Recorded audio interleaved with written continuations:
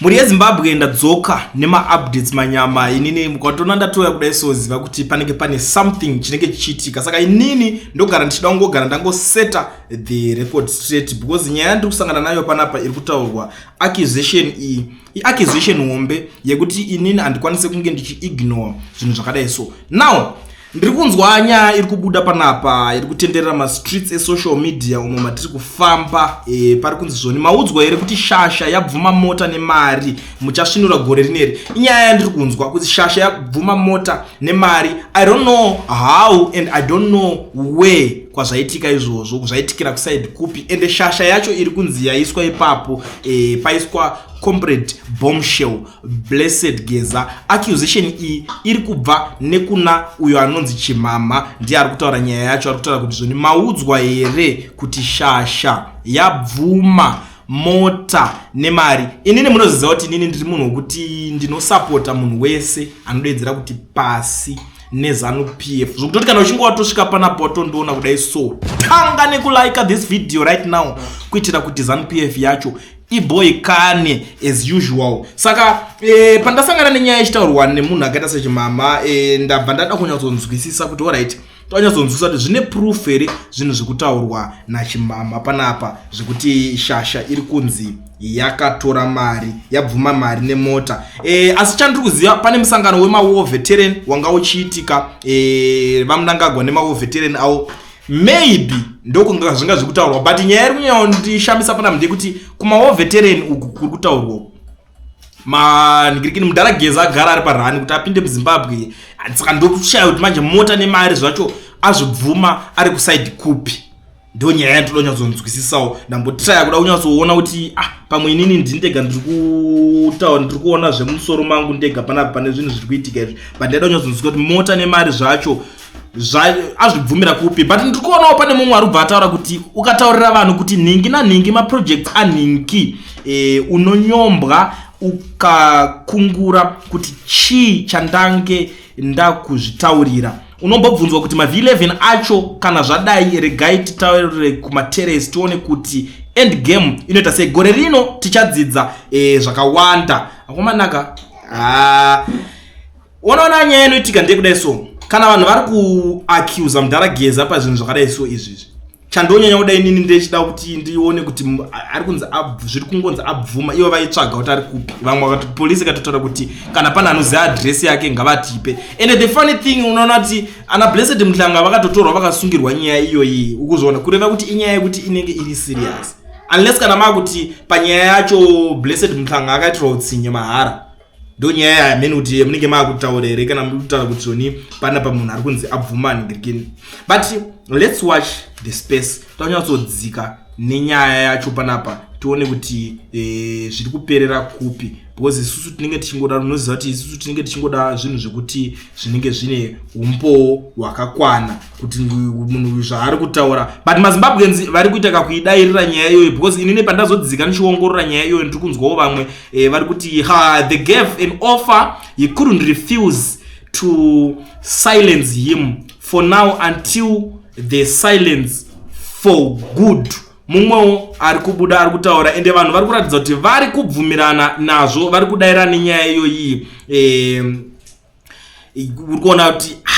amana Zimbabwe mwana kana zvakudai so, isusu tinenge takungoningirina, tinenge takutotemeseka nemusoro manje kuti kana vanhu vese vari kutraya kubvumirana nazvo. Hazvo zve-social media andori mahwani chaiwo ninotonzwa kuti chichi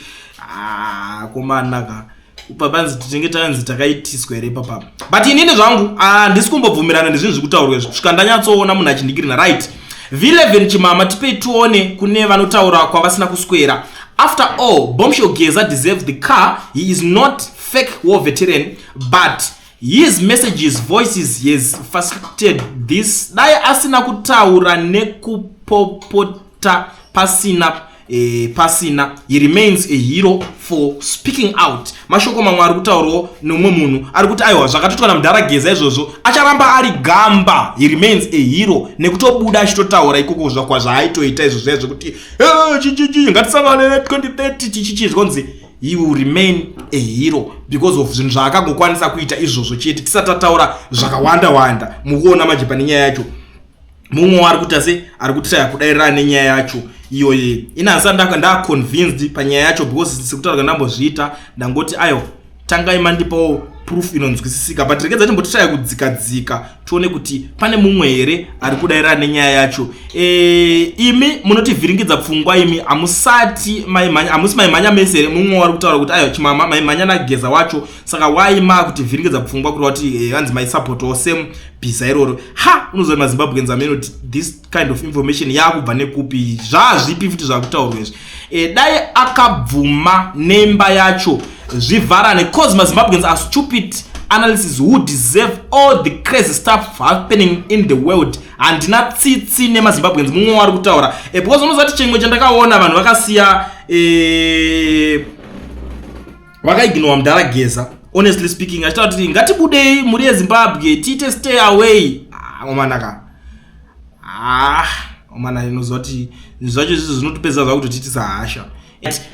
but kana achinge abvuma hazvishamise because he was clear from day one kuti anoda kumbodyawo right. Mumwe ari kutaura kuti aiwa kana Geza achinge abvuma hazvina basa because from day one akataura kuti anodawo mabodyguard echi I know nyaya dzakuninginedzi inini I don't want things zvokuti zvinokoza vanhu kuti tiite BP kutoraya neBP isusu maZimbabweans manje kana zvinhu zvichinge zvakudai so all Zimbabweans are living a good life vari kumusha vari kufara kuti hurumende yavo iri kuunza budiriro vari kumatauni vakaramba mashutdown nemademonstrations meaning kuti everyone is comfortable with their lives no one is ready for any change. Imwe nyaya iyo imanje ndo imwe nyaya ndikuningina what I believe is maZimbabweans they are not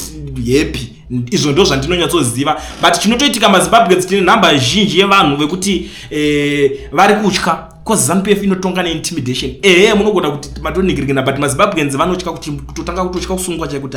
vakauya vakatibata vanotisunga that's the first thing. Second ones ayo vakazouya vanozotidai so chimwe chinhu futi chekuti chinenge chichityisa kune maZimbabweans ichocho ende chimwe nyaya ndiri kuona ndabva kusangana nedzimwe nyaya panapa pari kutaura kuti zvoni vanhu vanga vakaungana painterchange